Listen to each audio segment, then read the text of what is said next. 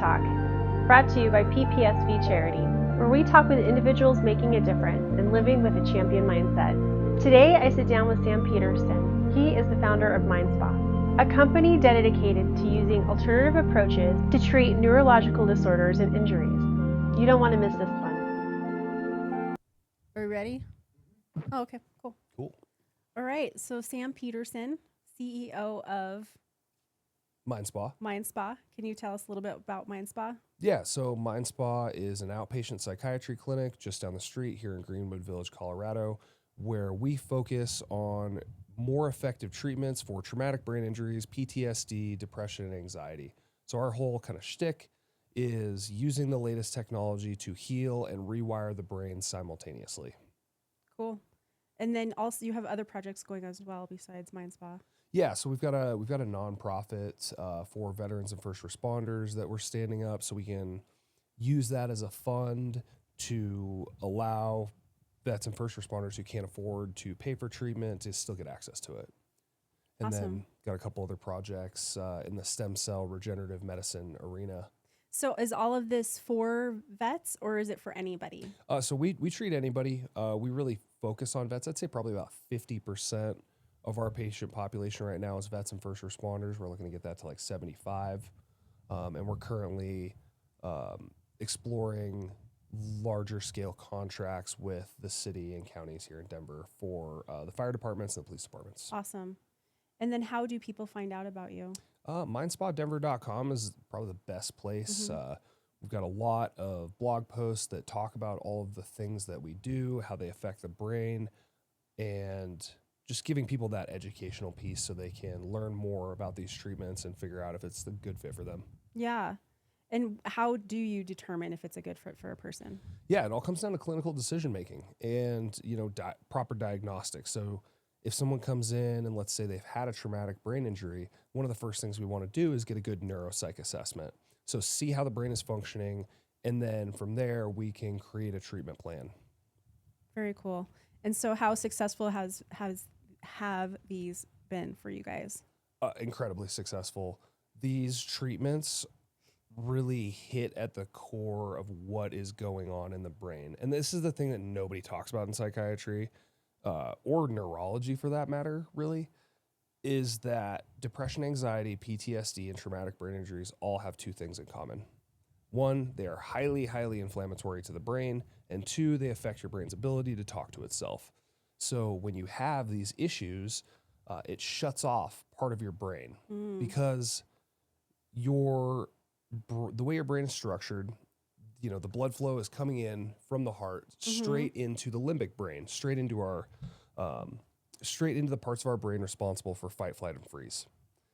You're never going to be able to choke off resource flow to these more primitive parts of the brain that are driving these reactive behaviors. When we look, though, at like the prefrontal cortex, our executive functioning center, when we look at the blood vessels in the prefrontal cortex, they're very, very small. So it doesn't take a whole lot of inflammation to shunt off blood flow to the area of your brain that's responsible for you having those higher executive functions and being able to tell your limbic brain to shut the hell up. So by empowering those parts of your brain and increasing the amount of energy your cells have to use, we can help your brain do a lot in a very short period of time. To kind of answer your question, if someone comes in and they've got acute depression, anxiety, PTSD, and they decide to go through our whole protocol, which includes ketamine infusion therapy, hyperbaric oxygen therapy, and transcranial magnetic stimulation, along with culturally competent talk therapy and med management. If they decide to go through that whole thing, what we have seen is the average time to full symptom remission is around 14 to 17 days. So how long do they go? How long do they do the program for? Anywhere from 30 to 45 days. And then it takes another about 14 days before you start seeing... No, 14 to 17 days from the start of treatment before they pretty much no longer qualify for the diagnosis. Oh, wow. And then to keep those gains, we have them continue for a full set of continue the full set of treatments. Because just because you start to feel better doesn't mean your brain is necessarily changed and rewired. Mm-hmm. So it takes a little bit longer to make those improvements more permanent. Yeah. And how long have you guys been doing this for? How long has this been going on? We've been open for 3.5 years. And have you talked to people that you worked with, 3 years ago to now, and have you seen that they're like doing great? And yeah, still doing great. A lot of them have started new careers, started new relationships, and it's really, really rewarding to see that these changes are persistent. that's amazing. Do you guys, so is this just a Colorado thing, or do you guys have other locations? And So right now we're just here in South Denver. We're planning to expand, as we grow, bring on a couple more of these police and fire departments. And I would like to see one of these, outside of every major military installation. Yeah, that would be amazing. Amazing. Earlier we were talking a little bit about some of the treatments and how it was affecting these people. And like, I would like for you to expand on that a little bit, what we were talking about. Yeah. So let's just start with ketamine. So ketamine gets a bad name. People are like, oh, it's a street drug, Special K. It's actually one of the most important drugs that's ever been discovered. And that's from the World Health Organization. That's a direct quote from them. Ketamine does a couple of really, really important things. The first is that it downregulates inflammation in your brain. So we can take the inflammatory process down. We can give patients relief from their symptoms.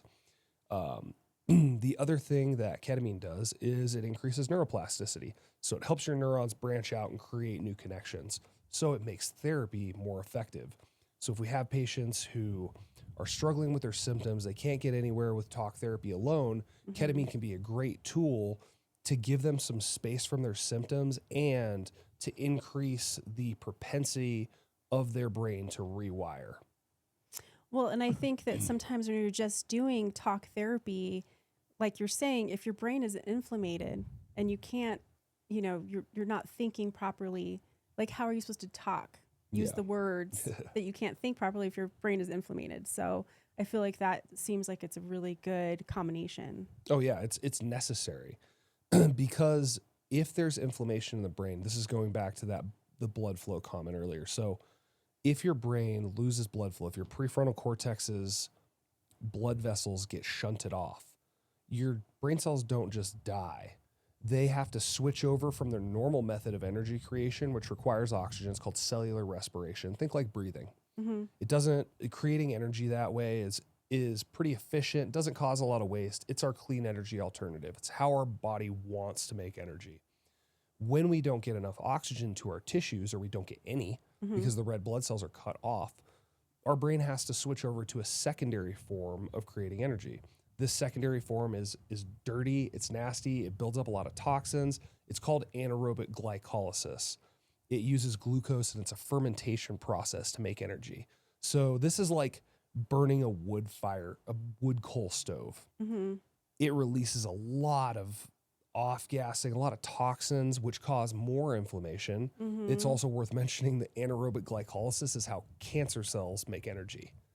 So, if these things go on long enough and there's enough inflammation in the brain, you're creating the optimal environment for cancerous cells to form. Not good. Well, being inflamed in general makes you sick, whether it's cancer. Especially chronically. Yeah, yep, absolutely. Can you tell us a little bit too about your background and how you came to? Yeah. And there's some other treatments too. Like we've got a whole. Can I hit the rest of the treatments? Of course first? you can. Yeah. And then I can get into, my story. But so talked about ketamine. One of the other treatments we do that's very, very important is transcranial magnetic stimulation. If nobody's ever heard of it, this is an FDA-approved treatment for major depression that is drug-free. So we use an MRI coil. We put that MRI coil on your head. That once we pass electricity through the coil, not through your head, it creates a magnetic field, and that magnetic field painlessly penetrates your skull and goes into your brain tissue, and it tricks your neurons into clustering more densely in a network where we're treating. Because if you look at the brain of someone who has depression, anxiety, or PTSD, what you'll see, and this is broad strokes, what you will see is an underactive prefrontal cortex and an overactive hindbrain. So like with PTSD, underactive prefrontal cortex, overactive amygdala. So your fight, flight, or freeze function is constantly spooling up, and your prefrontal cortex doesn't have a loud enough megaphone to tell that lower part of your brain to shut the hell up. So very, very important tool. the really cool thing is it's shown significant lasting effects in randomized control trials. So up to 2 years out, which was when they stopped looking at, and this is for just one study, when they stopped at 2 years, they found that, first of all, 75% of patients responded to the treatment, so they had at least a 50% reduction in their symptoms, and 50% of those people remitted. They went into complete symptom remission, and 2 years later, those folks were still in symptom remission. So it made long-lasting changes to the brain. It's amazing. Yeah. And then the other one, hyperbaric oxygen therapy. Yeah. I'm a huge proponent of hyperbaric, especially for traumatic brain injuries. It's one of the only ways we can heal a traumatic brain injury. What happens is you get into a chamber gets sealed, we pressurize it with room air, and then you breathe in concentrated oxygen. That forces oxygen into your blood plasma.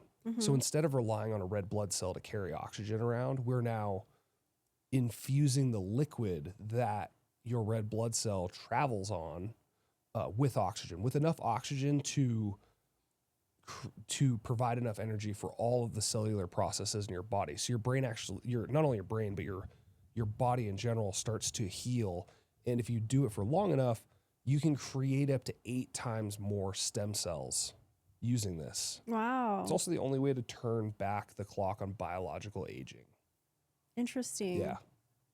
It's wild. And when you use them all together, you take the inflammation down, you increase neuroplasticity, and then you give that neuroplasticity a vector. You're telling the brain where you want it to rewire, and that's really important. You do all these things together, and that's why we're able to see these fantastic results, because we're giving the brain and the body everything they need, as well as a set of instructions on what we want it to do, and then your body does it. Yeah. This is amazing. I feel like there needs to be like a lot more clinics. Yeah. Not just one in every city, but like Yeah, maybe 2 or 3. Yeah, exactly. Yeah, if anybody's in the private equity world, the venture world, we're looking to race. Yeah, that's amazing. But yeah, how I got here, I was a bomb tech in the Army, so I was the guy in the big green suit that went and cut wires on IEDs. Really, really loved my job, but they never told us how high the suicide rate was. One of the highest suicide rates in the entire Department of War now. It's because of and the reason the suicide rate is so high is because of all the traumatic blasts that we're constantly exposed to as a bomb technician. Just wham, wham. You're getting hit just like a football player. Even when you're in practice, it does damage to your brain over time. Sure. And the solution previously was, okay, cool, here's some antidepressants and maybe some Adderall to help you focus. Does not address the underlying inflammatory problem in the brain at all. In fact, you're potentially accelerating neurodegeneration. The studies have shown that SSRIs can do that. So I just came back from Afghanistan. My second time, kind of lost my whole family, got deer jawned while I was over there. And it just broke me. It broke me off significantly, so much so that I was suicidal. I had my gun in my mouth, ready to pull the trigger. I was about halfway through the trigger pull, and my phone went off in my pocket. And one of my good friends invited me over to his place down the street. This was Christmas Eve, 2014. And go into his house, and we BS for a little bit. And he was like, "Hey man, like, you're fucked up. Like, I can tell." And he took a little baggie out of his pocket, had some pure MDMA in it. We know this because we were bomb techs, so we had a Raman spectroscopy laser to test different compounds. And so he takes us out. He's like, pours it on the table. He's like, "Hey man, take us on the table, sit down on that couch, and tell me what's bothering you." And it's like, I used to think that everybody that did drugs was putting holes in their brain, but I was about to put a pretty big hole in my brain anyway. Yeah. So what's a little hole? I'm just gonna make a bigger one later. Right. So I did, and it completely changed my life. It completely changed my perspective. It was like someone took my soul out of my body, just rinsed it in bleach and stuck it back in. And I got to feel joy for the first time, because I came from a pretty broken home. Most of us military guys are just, especially on the special operations side, we're just a bunch of B-team male strippers with extra daddy issues. So that experience just got me on the right track. I really started to get on the upswing, really got into learning more about psychedelics, learning more about the brain. And 5 months after that, I was in the motor pool. We were about to go on a field training exercise. So we were putting all of our gear into the trucks, and I was talking to one of my mentors, one of the most senior bomb techs there, just shooting the shit, having a great conversation, laughing, talking about the future. Never would have known Neil was struggling. Left that conversation not thinking anything about it. And then he walked out into his backyard 2 days later and shot himself in the head with his 3-year-old son in the house. And I got angry. It was like, how can this establishment that is supposed to be responsible for maintaining the warfighter, maintaining our ability to operate, be so blind to this issue? We're losing guys left and right. Like some of the best people in the military, the smartest, most capable individuals are dying left and right from something we could fix. And I was like, you know what? Screw this. If we can't find something or find a place where all these things can be brought together, I'm going to make one. That's amazing. Sometimes it takes tragic situations for something really big like that to happen. Yeah. It's, people that are closest to the problem are by definition closest to the solution. Mm-hmm. Absolutely. Wow, that's an amazing story. I feel like I'm not sure where to go from there. That's pretty big. Do you feel like that situation, being in the military, has made you want to help more military or just help people in general? Like, is that... It definitely makes me want to help military and first responders more. There's a certain level of service that is just hammered into your skull. Yeah. It is grafted onto your skeletal structure, and it will not come off. For 99% of vets, you'll always hear them talking about us, we, team. Mission before flag. And there's something really special about that. And I feel a tremendous calling to serve those who served. Like we lost so many amazing people, just the most capable, disciplined, and team-oriented folks I've ever met. And we're losing them left and right. In my opinion, I think a lot of our country's issues could be solved with more service-oriented people, one in our communities, in our politics, and in homes. Mm-hmm. Because these conditions, depression, anxiety, PTSD, brain injuries, they rob not only individuals, but they rob families. You lose the person you loved and you watch them slowly die as their brain degrades. Yeah. I cannot think of anything more painful than that. So we have, this underserved, awesome group of people who just need a freaking hand. And I feel a tremendous calling to help those people. I think that's amazing. I think that our vets absolutely need more help in that, area. Absolutely. I mean, I think people in general do. There's a huge need for, ketamine and all these different treatments that you're talking about for just the general population of people that are suffering. But our vets they need to be taken care of. Oh, yeah. There's too much of, them getting, we were talking about the VA earlier. Yeah. Yeah. Well, this has trickle down effects.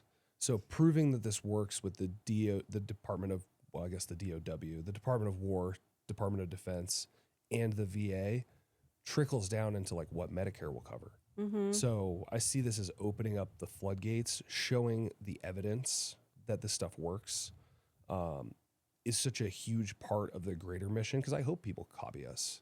Mm-hmm. Hopefully not in our population. I want to be the subject matter expert for vets and first responders, but there's over 2 million new traumatic brain injuries every single year in the United States. I believe it's 2.8 on average. And right now, you go to a neurologist and they just do symptom management. Yeah. You're just told, oh, this is your new normal, Right. despite your disability. And it's tragic and it's wrong. Yeah. Yeah. I think that's the thing with a lot of the medical industry in general. You know, they just want to kind of put a Band-Aid on it and just say, hey, this is what you're going to have to do from now on. Just take these pills and live your life.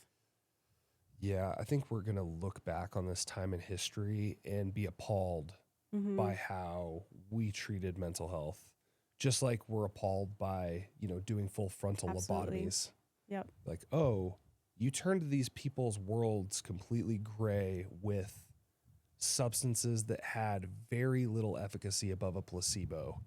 Like, have you ever heard of the STAR-D study? Mm-mm. So, largest study ever done on antidepressants, thousands and thousands of participants. And what they found is that on their very, very best day, an antidepressant medication has a 33% chance of doing anything but giving you side effects on your first trial. 33%. Nobody's really excited about 33%. On your second trial, that second med has a 25% chance of doing anything but giving you side effects. And granted, in between these, this is a 6 to 8 week period between these. So you're suffering that whole time with depression, not able to get out of bed potentially, difficulty performing even simple tasks. It's a real thing. You are in the hole. So 25% on the second one. On the third one, that number goes down to 16%. Do another 8 to 10 weeks. You want to take a guess on what the fourth number is? Come on. Just throw it out there. I don't know. I have no idea. 6%. 6%. Okay. Like, I don't know of another medical procedure Yeah. that goes forward with a 6% Right. chance of completion. We call that medical malpractice. Right. Exactly. And yet there are insurance companies that require someone to go through 4 of those trials, knowing that the efficacy isn't, right. many times is not better than placebo, depending on the drug. 4 of those trials before they'll let them do something like transcranial magnetic stimulation, which is a 75% chance of lowering someone's symptoms by 50%. 75% chance. That's in wild. 36 treatments. So you could go in usually a course of TMS is 6 weeks long. So in roughly half the time, we'll call it 60% of the time, as that first trial of meds, someone could have a 75% chance of feeling better.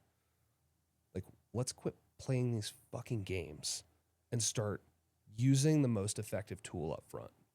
This is like, in medicine, there's more than 2, but there's the 2 primary axioms are do no harm and least invasive to most invasive. And this entire system is kind of predicated on throwing out number 2, because we could be using these non-drug tools for neuromodulation versus trying to change someone's neurochemistry. And we know these things, I would consider them invasive because you can't come off of them. You can't just, if you do a full, lead up with an SSRI, if you stop taking it, there are severe side effects. Like, it is not good. Suicidal ideation being a primary. Yeah. You can't just drop that pill bottle down Right. the sink and not suffer about it. So, like, how is it that we're playing this game with people's lives? It's not fair and it's not ethical. It's not. It's absolutely not. And I feel like they find a lot of, I hate to say it, but a lot of these people that, pull out guns and shoot people in the public, in the schools or whatever, have been on medications.